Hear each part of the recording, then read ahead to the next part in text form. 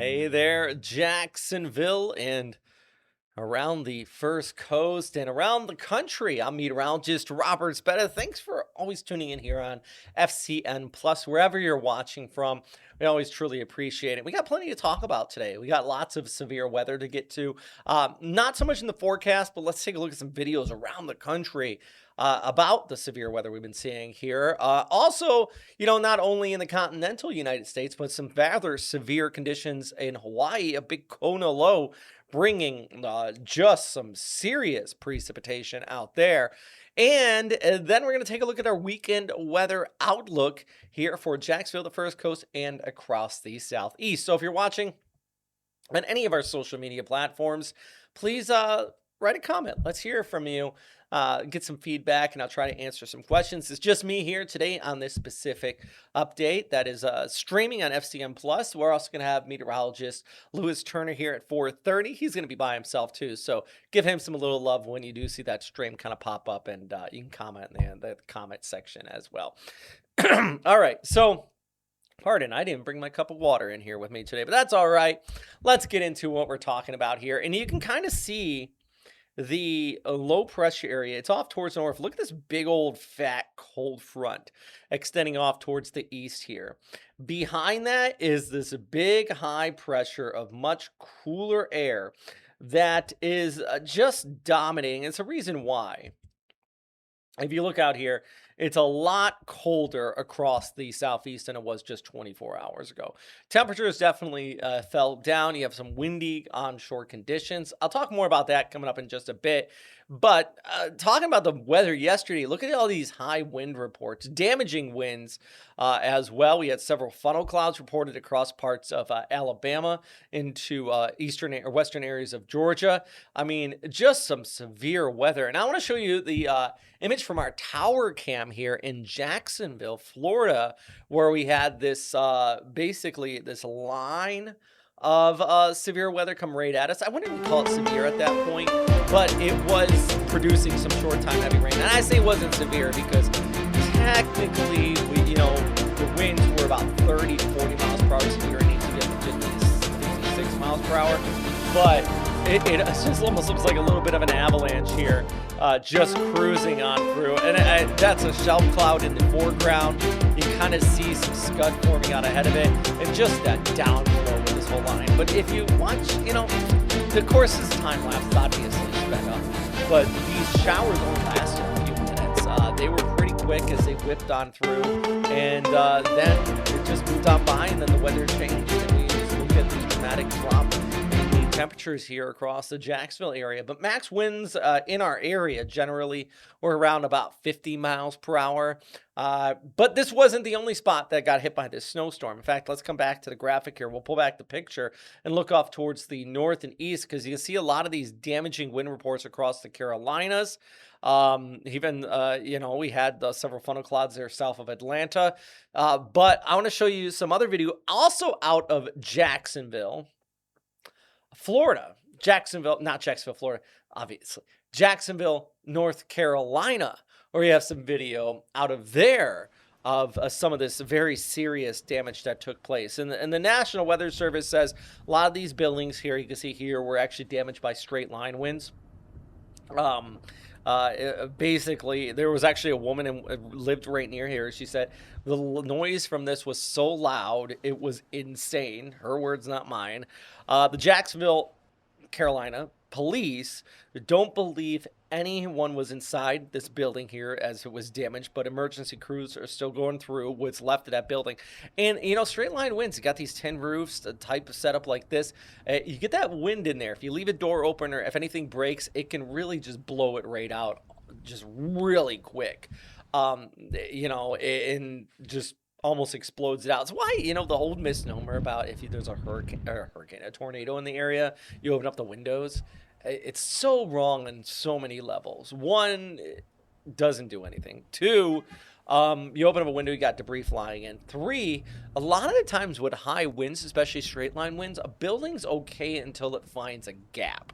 And if the wind gets into like a gap area, then once the wind gets inside of a building, the building's pretty much lost. And see right there, weak structure and just absolutely damaged. But it's not this only one. A lot of other buildings were damaged in the area, and also thousands of homes and businesses are still without power across parts of North Carolina here too. So some serious impacts with that area, and this is all still part of the same line of storms. But on the back side of this line, we had some snowfall. And I'll come back to our graphics because we're going to just scoot a little bit further towards the north. So here you go. You got all those wind icons as far as the wind damage across the Carolinas. And then we go just north, and you see the big change up here. The big change up is the snowfall. I'm just going to click on a few of these, you know. Okay, that one's not very dramatic, but I'm just clicking random ones. We got several spots, 2, 3, 4 inches, but even a few areas more than that. And don't forget, it's mid-March, and we're getting to the I know it's further towards the north, but we are getting to the end of winter. And we're getting to that point where yeah, heavy snowfall, not a welcome sight. And I'll show you some video out of first Virginia and Maryland, where they had some heavy snowfall here. And yeah, cold, blustery conditions. I mean, look at that. Come on now, give me a break. And this wintry mix started around lunchtime here on Thursday. So that same storm system, oh goodness. I hope you all caught that. So we had the same time we were getting that storms in Jacksonville, Florida, Jacksonville, North Carolina. We're getting that severe weather. The cold air on the backside of the same low was pulling in these winter conditions. Temperatures dropped down into the lower 30s. Wind gust over 30 miles per hour in these specific areas of Maryland, adding obviously that chill to the air. Same storm system impacted places like Washington, D.C. and coastal areas of Virginia too. So, and also, as you've seen in the icons, we had the snow all the way back towards the mountains. So very late winter snow. And sometimes this is a problem for crops. Maybe people started planting already, and then you get that freeze and snow, and it causes some issues. If you're planting already in Maryland, you're probably a little overtly optimistic. To be quite honest, I like in Florida, you're optimistic, and you probably will be safe if you start planning now. But this area, a little bit too early. But see, driving, it looks like the Beltway around DC. To be quite honest, I've driven that many of times. Yeah. Okay. Here we go. This is the best part. Here he goes. You got this, sir? Oh no, been there before. I'm not gonna laugh at him too much. I am, but been there. Don't ever want to fall, especially right on camera. You got the news crew kind of looking at you here. All right, let's come back to our graphics. So that's what's going on across Virginia and over towards Maryland. At the same time, the same storm system further towards the west. And I want to say it's the same storm system, but we can come back to our graphics. Here we go. It has been bringing a lot of windy conditions. Now, it's not quite the same storm. See, what's happening is you have that area of low pressure kind of attached to all this messy weather. We'll be getting off to the East Coast. High pressure trying to ridge in out across the mountains. So what we're getting is this funneling and this downslope winds coming in out of the Rockies. So Wyoming, Montana, parts of Colorado, and we can even see kind of the clouds here, just absolutely blowing here into oops, I always do that. I always go backwards. And like you can kind of see the overall wind flow with the clouds from west to east as that pressure gradient comes out from the downslope here. So this has been causing issues in itself as these downslope winds moving across parts of Colorado. And today we are rich with some strong videos out here, and I'll show you some video out of Colorado as well, where some pretty messy weather taking place there too. Yeah, look, check this out. So This is these high winds toppled a semi right there. This video from a sheriff office out there, and this can happen. And we even see this during hurricanes along the East Coast. We don't see that specifically. There's that dust being blown, as I was just showing you on the satellite picture. You can kind of see it. This is what it looked like right on the surface. Pretty incredible right there. But if sometimes you get these semis, and if they're not loaded, like, and when I say loaded, they got stuff in there, it weighs them down so they don't tip, because sometimes that like that it acts like a sail, and it can just almost lift it up like a sail and toss it here. So road closures in parts of Colorado here on Thursday due to these gusty winds, 30 to 45, but they had a wind gust occasionally up to 90 miles per hour.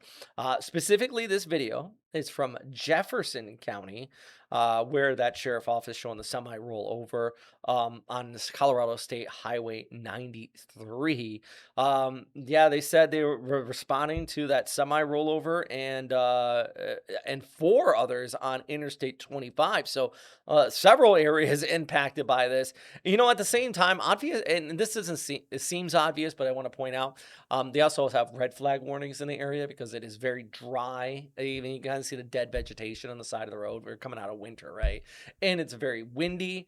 I know that a little bit further towards the north into Dakotas, there's actually some pretty decent wildfires taking place there too. So some serious impacts from the windy conditions on the backside of this. It's all tied together. That's what I like about meteorology. It's all a fluid. I don't like this, but I like how everything's tied together. And you look upstream and you can see stuff kind of coming in your direction.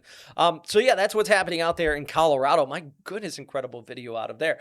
Coming back to the graphic, so that's happening in the continental United States. And speaking of everything tied together. So here's your jet stream. It's dipping down, and you kind of see how the jet comes across Colorado, parts of the Dakotas there, and then it dips into the Midwest, supporting that area of low pressure. We got another low that is developing though across the Pacific Northwest. And that one's going to bring a big blast of cold air to the southeast as we look ahead. But where that low is developing, it's basically grabbing moisture all the way from Hawaii. So you can see the jet stream right there. See that moisture coming up across the Pacific Northwest? See how we follow all these clouds back towards the south and west. And now we're in Hawaii. So let's trace our way back here. We had this storm off of the East Coast, and all those little dashed lines as the edge of the satellite view, because I'm looking at half the world here. But we had that storm across the East Coast yesterday. Moved away, jet stream kind of forcing that along. And along with that, you have all these fires and this very dry air across Colorado, Wyoming, windy conditions. We continue to follow the cloud cover and watch as it comes back down towards the southwest. It's being fed from a very potent area of low pressure here in central areas of the Pacific, what is called a Kona low in Hawaii. And I'm not saying the weather in Jacksonville, Florida is being affected by a storm in Hawaii. It's all tied together. Atmosphere is very fluid. It's all kind of this big old atmospheric river that's being seen out here. That is not the right graphic. And then you can see here that just kind of the broader view with this Kona low that's pulling in that moisture. So what are the impacts? Well, we also have video out of Hawaii. Shout out to our partners out there who provide some of this stuff. And it's some, pretty jarring. And I wouldn't say it's jarring. You think Hawaii, you think pretty beaches and everything, but I mean, one of the rainiest places on earth is out here in Maui, and this storm, specifically known as a Kona low, moving slowly across the island out there. Heavy rain already caused flooding in several communities on Oahu, where this video is coming out of. Drivers in Waialua. I wrote it down here, and I'm like, Waialua. I encountered flooded roads. Farrington Highway also there, heading out to the beach. Look at that. You got this. They're trying to clear. I think it looks like a drainage issue out right there. Most of the water has since drained. So this is starting to back off just a little bit. But also on Maui. There's also been some flooding reported in Lahaina. If you remember Lahaina, that sticks out to me because that's the area that was, I believe, significantly hit by that fire a few years back, right? And now instead of drought, they're looking at water-filled streams there, some heavy rainfall and yeah, flooding in that area. Um, yeah, even some areas spill over, flooding over on the sewage overflow, which is why I always say whenever I think that's what some of these cones right there were indicating. Um, you ever see floodwaters? Don't ever go in it, especially in an urban area, because that water is backing up from somewhere, right? And if there's no rivers right nearby, it's probably the sewage. Emergency crews and local workers remain on standby, though, even though the water has gone down a little bit. They still got some of those impacts in the area here. But yeah, I mean, Hawaii, obviously, it is a subtropical island. They get the heavy rainfall from time to time there. But pretty still interesting video coming out of that area, too. So, yeah, a lot of impacts across the country, I'm telling you. From this kind of overall weather setup, we're seeing this big trough, the dip, and weather impact live. That's why we call it this here a spin-off of Weather Watchers Worldwide, and definitely looking across the world. But I do want to take it back closer to home and across the southeast, where we have some much cooler temperatures today. And even heading into tomorrow, we're still going to be looking at some pretty cool conditions. So I'm going to take a little break here. It'll take 2 minutes. I'm going to do a little breather here with you. Don't go anywhere, though, because now I'm going to talk about the local forecast for Jacksonville, Florida, and surrounding areas as we look ahead through the upcoming weekend, so you can help plan ahead here. So interesting stuff, but I'll be right back. That is the Protector. This truck is a beast. It's got all the tools on it. I love how big the tires are. And this is going to be able to show you the weather around the First Coast like you've never seen it before. The Protector really is going to help protect the community. So you can see what it looks like on the ground. And that allows folks to really take action and do something about it. And it gives us that edge in continuing to be the most accurate weather team. Sponsored by HananiahAutos.com. I'm Keitha Nelson. Good morning, Jacksonville anchor and mom of twins, Journey and Trey. I'm on your side, getting you out the door and off to a great start. Make the move to Good Morning Jacksonville on First Coast News. Weekdays from 4:30 to 9, anywhere you watch. First Coast Living Live. Bringing you closer to the tastiest food. The best shopping. And family fun. Woo! Jordan Wilkerson and David Benfield. First Coast Living Live. Weekdays at 11 a.m. only on NBC 12. We have new details about a heavy police presence in Jacksonville Beach. Driver fired gunshots along the interstate today, prompting a police chase. Stream extended coverage on First Coast News Plus. The First Coast News weather team is here to deliver your most accurate forecast with weather impact alerts to warn you about severe weather and up-to-the-minute information on First Coast News Plus. The wave of moisture rolls its way on in here. Our team is the most equipped and experienced to help you prepare and keep you safe. The First Coast News weather team is always on your side. Stream extended coverage on First Coast News Plus.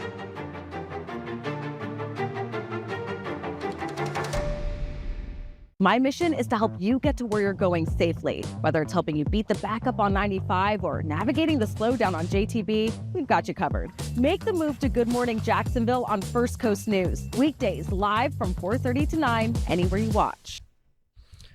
Well, welcome back. Let's talk about some weather out here today and what's going on. Oh my, what's going on across the First Coast, Jacksonville area, and just what you can expect as we look ahead over the upcoming weekend and into next week. And number one thing right now is, we got the players going on.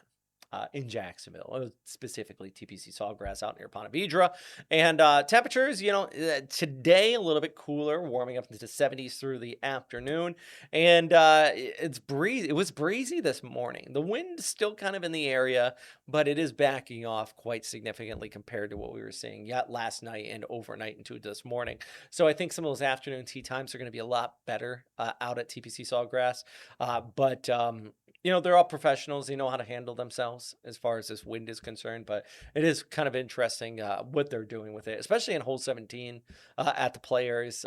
It's basically this kind of bowl. It's the famous island green, and there's a lot of eddies in there. So when they're in Little wind changes make a big difference, right, on these golfing. Out near the coast, though, it's a little bit more breezier right on the beach and just offshore, mind you. Some 25 to 30 mile per hour winds along the east coast here. This is going to be accompanied by some rather rough seas of 5 to 7 feet. So any small crafts, you want to stay out of the water. There's small craft advisories in place along the east coast here of Florida. So looking ahead for the Players Championship, though, here on Friday, yeah, temperatures only into the lower 70s. Saturday, a little bit warmer, not by a lot because we still have the east breeze. And then on Sunday, get up into the mid to high 70s. But at the same time, we do have that chance of some rainfall. There's going to be this southerly flow kind of building in with some afternoon showers. And you can even see that here as we look ahead. Let's watch this future cast. By a Sunday afternoon, you kind of seen some of those showers build on through. There's some more precip by Sunday night. And then overnight, even into Monday, we got kind of this trough digging in from the north and west. And here's another look at it. You see some of that rain pushing on by. Is it a lot of rain? No, but we do have just enough instability where I think those local showers, when they do develop here on the First Coast on Sunday afternoon, could develop and pop off pretty decently. And that's going to create that chance of some heavier local stuff, maybe even a thunderstorm. Is everybody going to get hit by this? By no means, no. And would you cancel your plans? No, not that either. In fact, most of the day it's actually going to be kind of nice here on our Sunday, at least leading up to about mid to late afternoon for those local spots, because the temperature is going to warm up to high 70s near 80s. You got the southerly wind. It's going to be looking like kind of a very tropical-esque atmosphere. Pollen will increase just a little bit, though. So if you have the sniffles there on Sunday, that's probably why your itchy eyes, your car's not going to look great. Until the rain sets in, it'll wash it away a little bit. But here's the thing. Monday and the Tuesday, the pollen's going to come down a little bit. And we're going to be looking at some fresher air across Jacksonville and the southeast, for that matter. That is all thanks to a front that's going to be kicking on through. It will drop the humidity, the dew points down, and just usher in a pretty decent blast of northerly winds. With that said, where are the northerly winds coming from? I mean, it still is winter. I just showed you snow out in there parts of Virginia. Well, if we look at the broader picture here, look at that, nearly minus 30 in parts of Canada. Now, we're not going to get that, okay? All right, I'm not saying that. But we are going to get this cooler air modified and dropping our temperatures down in our area into the lower 40s, maybe near the high 30s by Wednesday. So there's lots of ups and downs in the picture here. We get a gradual warm up, and then it falls back down Tuesday, heading into Wednesday here. So I hope you haven't put your jackets away just yet. I'm going to leave you on this note, though. And I want to show you, so we're talking about the local forecast here, but I always sometimes, if I have a good environmental story video, I try to end with it here on Weather Impact Live, just for you guys that watch these all the way through. And I want to show you a video of a sea turtle release. The crowd gathered here at a beach in Mississippi to watch 30 turtles be rehabilitated, make their return out there into the Gulf. And the turtles were cared for by the Institute for Marine Mammal Studies in Audubon Aquarium after being rescued and treated for various health issues. We actually have one here in Jacksonville, close to Jacksonville, out of Jekyll Island. It's really nice. And I think there's another one in Marineland. I've been to the one at Jekyll Island. It's just very much like that. And they release the turtles back into the wild just like this. And you got the marine experts there. They release highlights and importance of protecting these coastal habitats. And I think that's nice. It's for good educational and purposes here, not for it's just helping out our marine friends, right? I like it. Good story, good story to wrap up Weather Impact Live. It's a blessing that we stay get warm out there, though. I hope you enjoy these updates where I show what's happening all over the country and the different types of weather all over the world. As always, thanks for stopping by. Make sure you check out our streams throughout the day here on FCN Plus. Have a great day.